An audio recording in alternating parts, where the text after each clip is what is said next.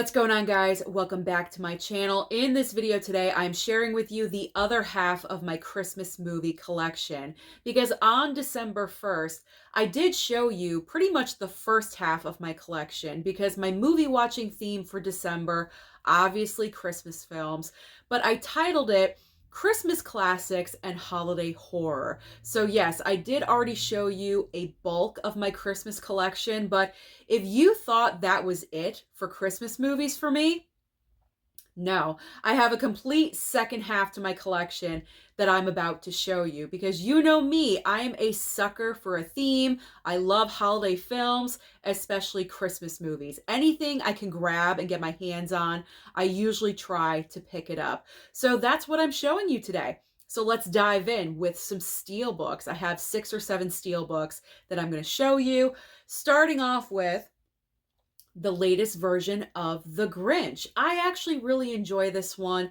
This is obviously animation from Illumination, and I had a great time with this version of The Grinch. I know some people like it, some people don't, but I thought it was a really cute movie, and I'm going to try to watch it again before the month of December is over. So the newest version of The Grinch, there we go. All right, the next Steelbook, even though 4K upgrades for like the next 3 movies came out last year, I can't get rid of my Steelbooks. I have to keep my Steelbooks. So we have Elf, of course. There we go. Will Ferrell on the back. Next up is, of course, A Christmas Story. I just really love all of these Steelbooks. That's why I can't get rid of them. I cannot. I never could. Never could. Do not pry these out of my dead cold hands. I will still hang on to them. Did that sound weird? It probably did. And I have not 1, but 2 Steelbooks for Christmas Vacation because I just love this movie so gosh darn much. So the first one that I ever picked up was this version with Clark on the front. We got the squirrel on the back. Very nice looking. And then there was also a different version of Christmas Vacation with Clark Griswold and the squirrel on the front. And I picked this up at FYE. I love that on the back with the house all lit up with Santa and the moon. I like that design a lot. So there we go. Then, of course, I have to have the Jim Carrey version of The Grinch. So I have the Steelbook as well. This is the 4K that came out, what, 2, 3, probably I think 3 years ago now. This was upgraded to 4K. And the final Steelbook for my Christmas collection is the original Christmas Specials collection. There's 5 movies in here from Rankin Bass. There we go. You have Rudolph on the front, Frosty, and then what is this one? Santa Claus is Coming to Town. There's also The Little Drummer Boy, which I've never seen in animation, and also Cricket on the Hearth. Never heard of it, never seen it, and I still haven't. So I probably should break this open and watch it, don't you think? I should. I probably should. All right, so those are all my Christmas Steelbooks that you guys have not seen this year anyway. I've done prior Christmas movie collection videos, but as far as this year, those are the rest of the Steelbooks. Okay, so now everything else is a Blu-ray, and I have 1 DVD. So we're going to start with that one, and that is A Christmas Story Christmas. This is the sequel to A Christmas Story that aired on Max. Well, last year it was still HBO Max, so it aired on HBO Max, and Warner Brothers sent me a copy. I was very lucky. They asked me, and I said, yes, send it over. So I was super excited. This was way better than anyone thought it was going to be because usually when they say, oh, we're going to make a sequel to a classic film, no, you don't touch it. You leave it alone. And all of us, we're very, very skeptical about a sequel to A Christmas Story. But you know what? It really wasn't that bad. It was good. It was good in its own way. So it was really enjoyable. And that's why I said, yes, Warner Brothers, I would love a copy of this. So I probably should watch this one again before the month is out as well. Okay, next up. This one I consider in the category of a non-Christmas Christmas movie, and it's Edward Scissorhands. The reason why it's a Christmas movie to me is towards the end of the film, they do celebrate the holiday. They're like preparing for it, and then chaos ensues with Edward and everything. It's there. Christmas is there for like, what, 10, 15 minutes, whatever it is. So I consider it to be kind of a Christmas movie, so that's why it's there, and it's a part of the collection. We've got Deck the Halls with Matthew Broderick and Danny DeVito. This one is like just okay. It doesn't fall into the Christmas classics like obviously Elf and Christmas Story and Christmas Vacation and all of those, but it's not the most horrible Christmas movie I've ever seen. I don't know. Is there a horrible Christmas movie in here? I don't know.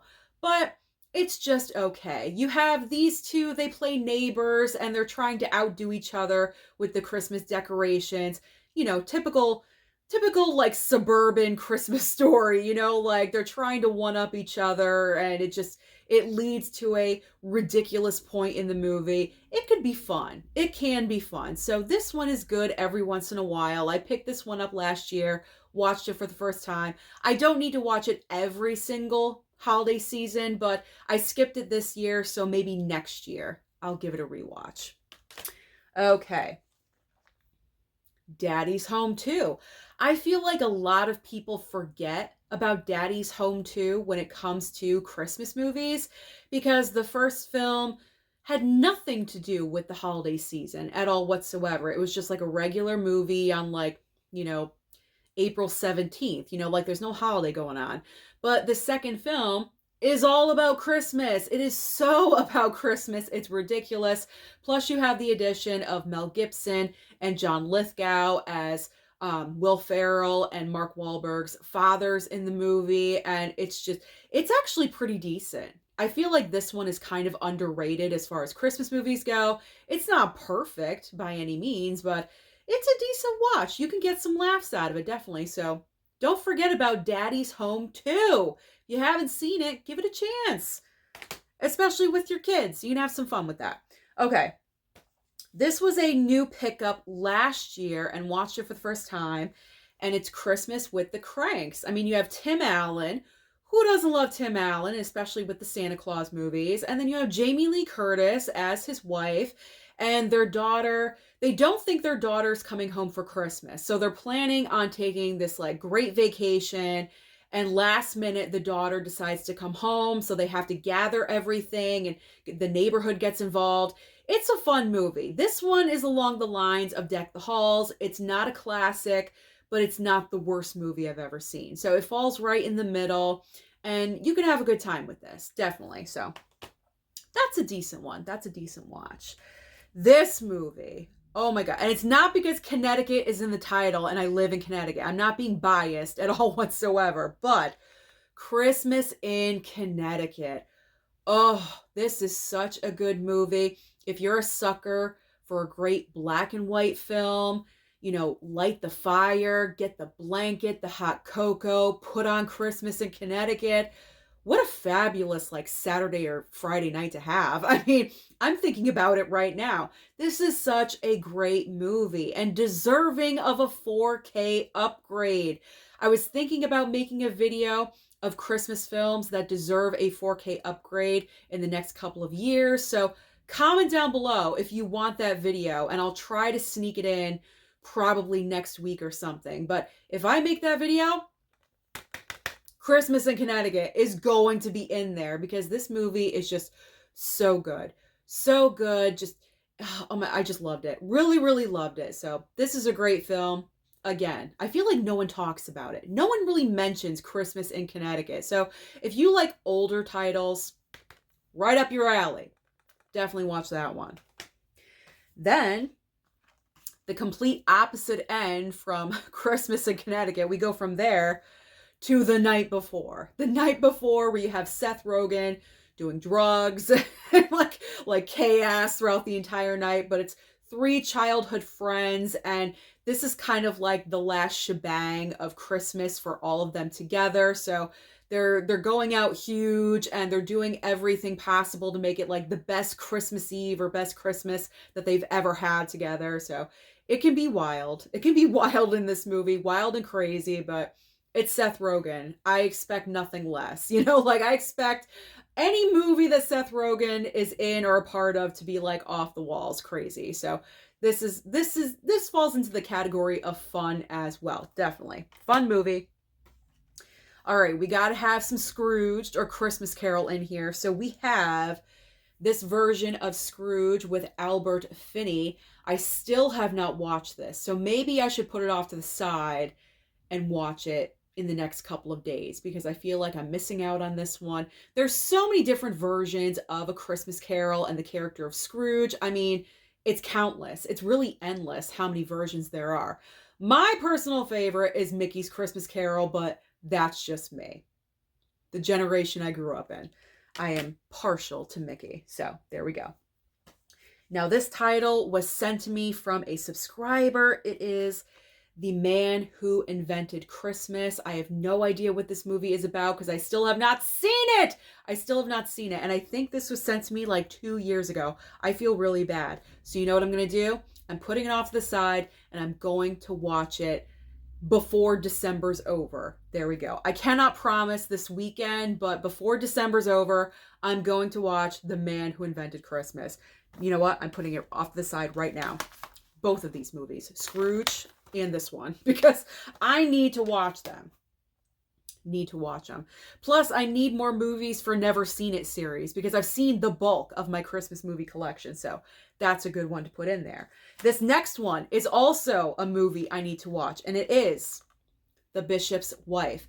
I actually almost forgot about this title because I had it in a different section. Christmas movies are difficult because I have them literally everywhere, and so I need to remember where they are in my collection. Are they outside? Are they in the Never Seen It pile? Are they in the closet? I don't know. So Bishop's Wife, I almost forgot about, and then I saw something somewhere that triggered my memory about this movie. So I still need to watch this title as well. Someone sent this over to me. Thank you very much. It's going in the to watch pile before January. There we go.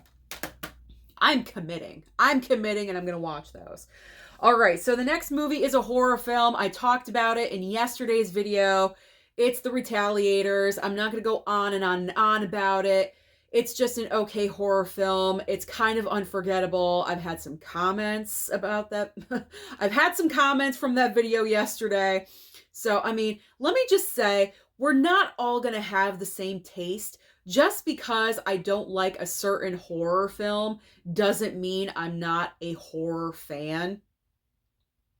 Like, I had to delete those comments because they were just stupid and asinine. Like, are you kidding me? I'm not a horror fan. I have an entire section dedicated to the horror genre in my room. Like, what are you talking about? I'm not a horror fan. Just because I don't care for The Retaliators doesn't mean I'm not a horror fan. So, whatever. You guys can kick rocks with those comments because they really pissed me off and they agitated me.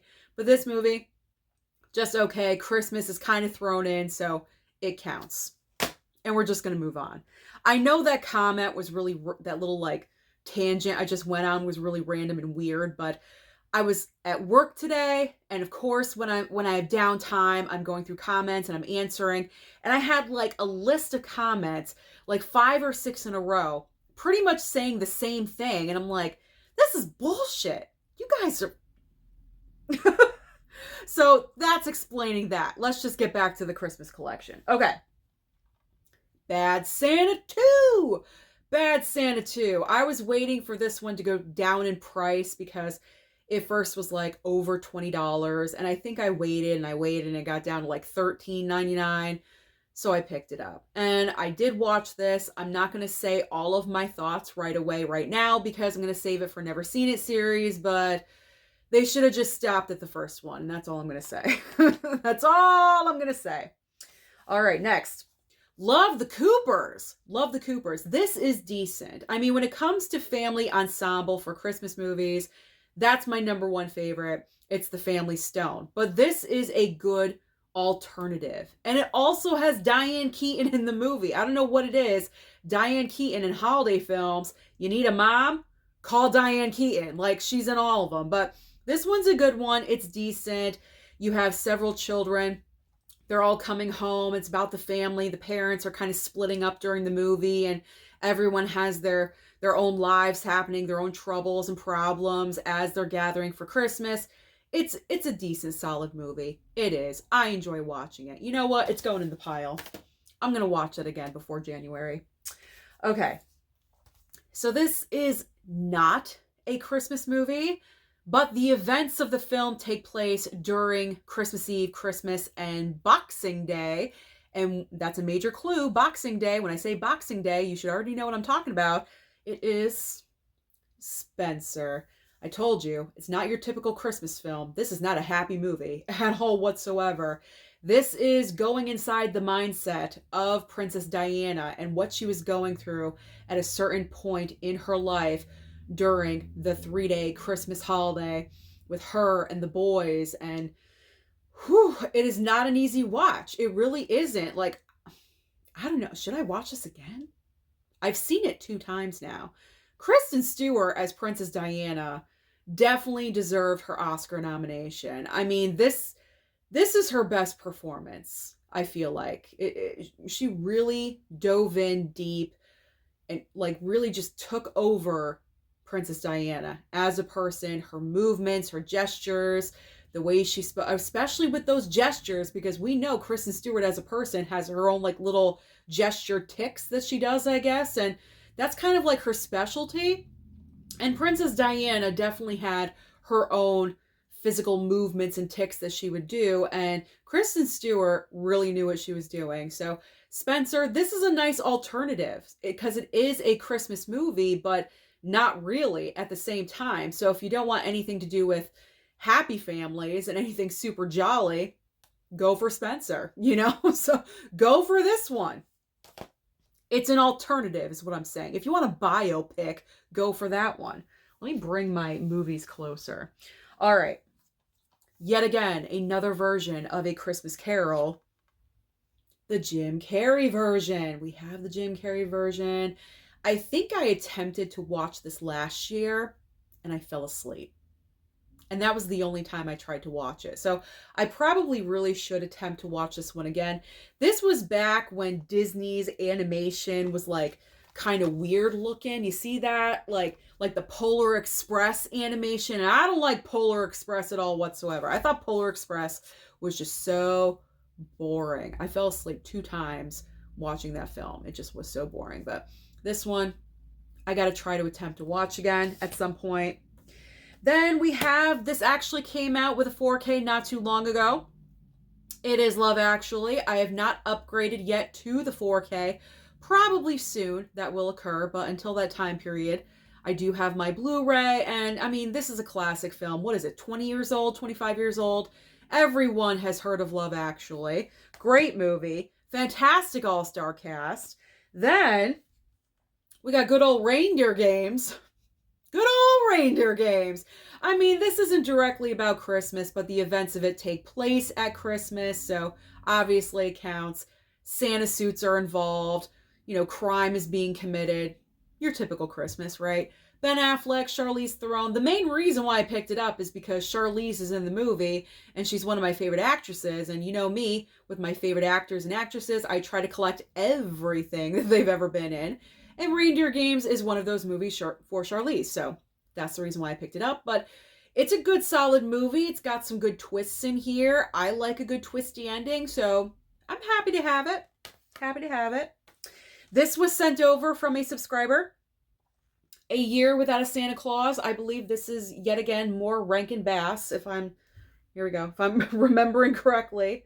More Rankin Bass. It is. Yeah. From Rankin Bass Studios. There we go. So this one was fun. I rewatched this one last year. I'm not sure if I'm going to get to it this year, but Rankin Bass, how can you go wrong? I mean, they're Christmas classic movies. Absolutely love them. It just takes me back to my childhood every single time. So I love watching these. Love Rankin Bass. All right. Now we have Ben Affleck again in Surviving Christmas. And let me tell you something. In this movie, he plays the most annoying character. One of the most annoying characters I think I've ever seen on screen in the history of movies that I've watched in my over 40 years of being on this planet. I hate his character in this movie.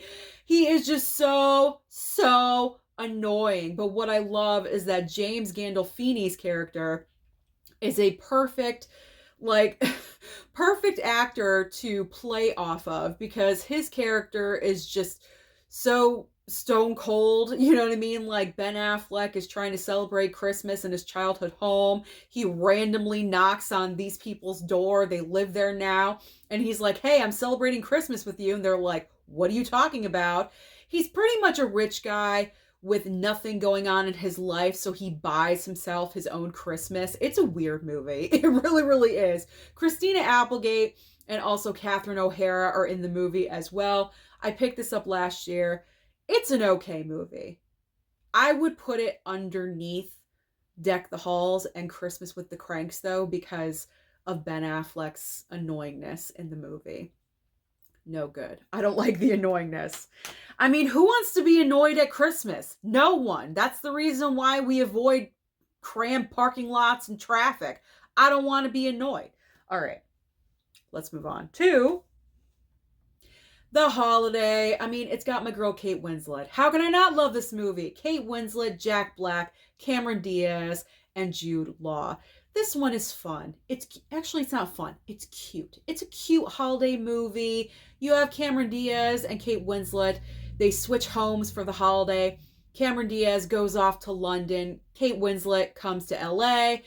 And it's just what they experience on their, 2-week, like, house swap that they do.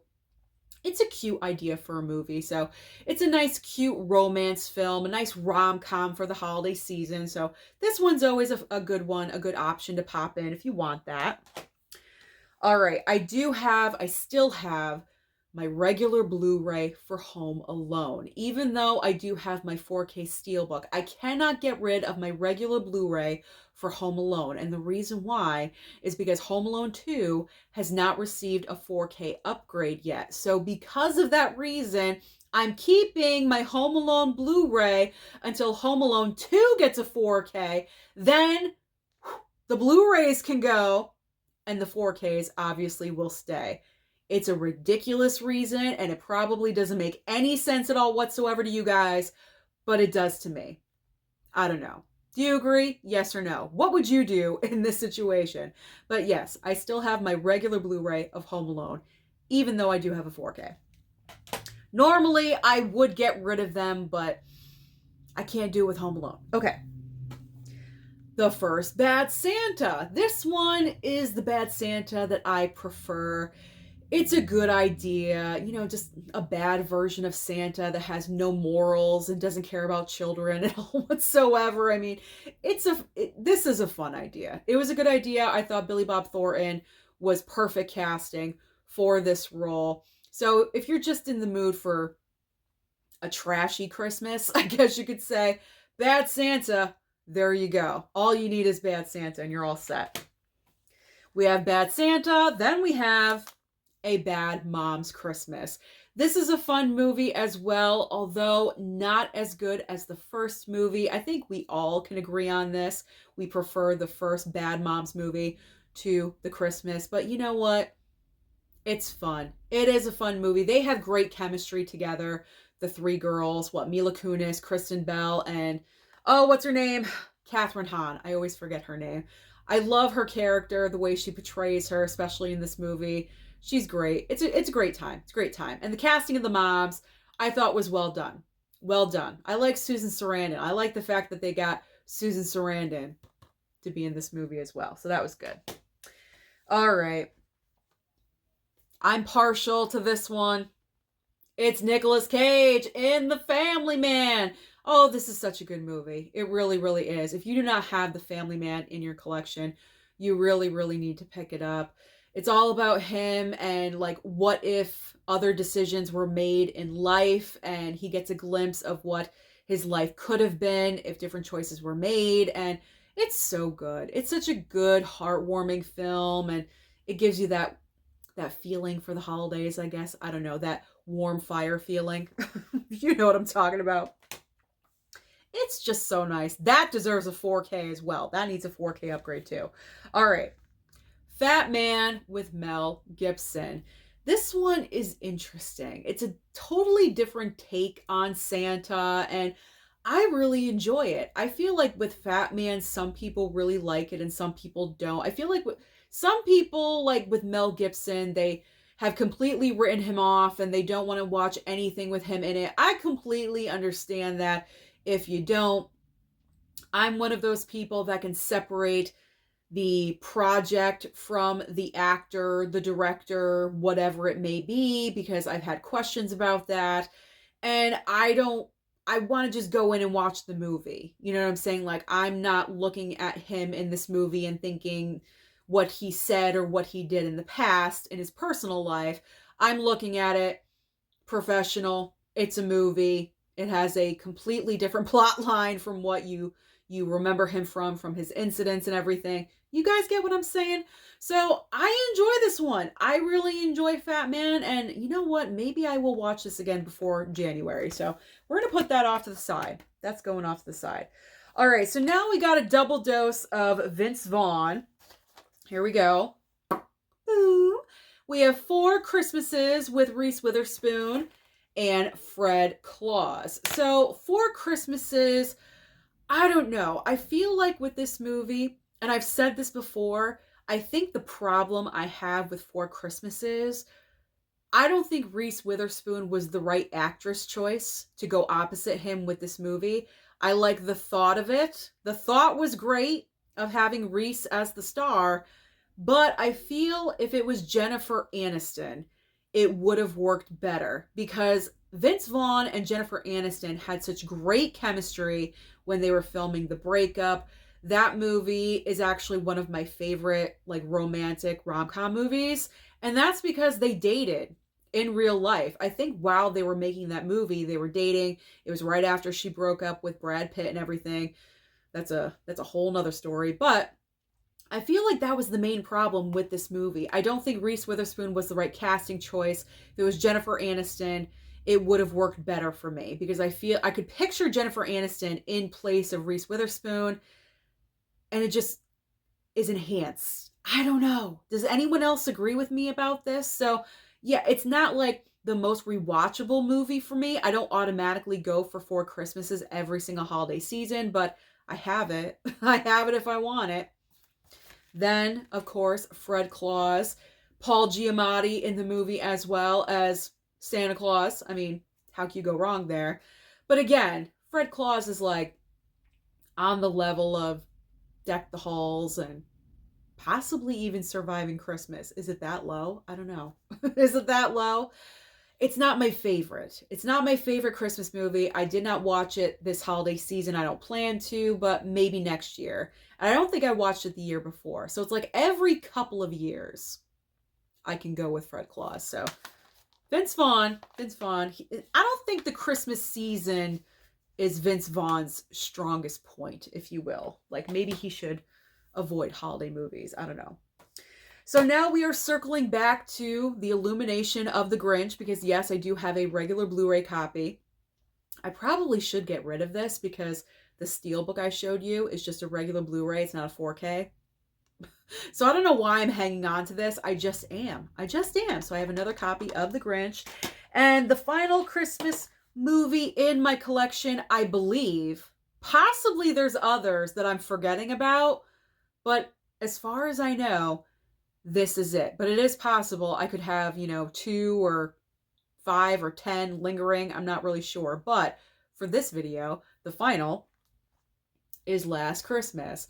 Just okay. This one is just okay. It seems like with Last Christmas, either you love it or you absolutely hate it. There kind of like really is no in between. I'm just not a big fan of it. Again, I'm not a big fan of it. It's on the lower end of the Christmas movies. Love the music because it's all George Michael and, Wham and things like that. So I'm all about the music.